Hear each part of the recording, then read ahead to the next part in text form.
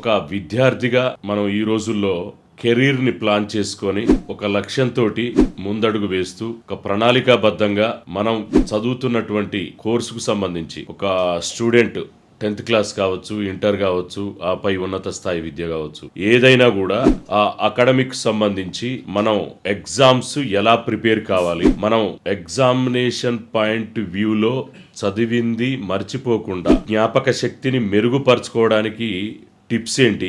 మనం ఎగ్జామినేషన్ హాల్లో మన టాపిక్ సంబంధించినటువంటి అప్లికేషన్ విధానం ఎలా ఉండాలి? దాంతో మనం మెరుగైనటువంటి ఫలితాలను సాధించి అత్యుత్తమైనటువంటి రిజల్ట్స్ని ఏ విధంగా గెయిన్ చేసుకొని మనం ఇంకా హయ్యర్ క్లాస్లోకి ఏ విధంగా ఎంటర్ అయ్యి మనం ఒక నిర్దేశించినటువంటి ఒక లక్ష్యాన్ని ఏ విధంగా చేరుకోవడానికి మార్గం సుగమనం చేసుకుంటాము అనేటువంటి విషయాల్ని మనం కూలంకుషంగా చర్చించుకోవచ్చు. సరే, ముఖ్యంగా ఈ నేటి సమాజంలో ఒక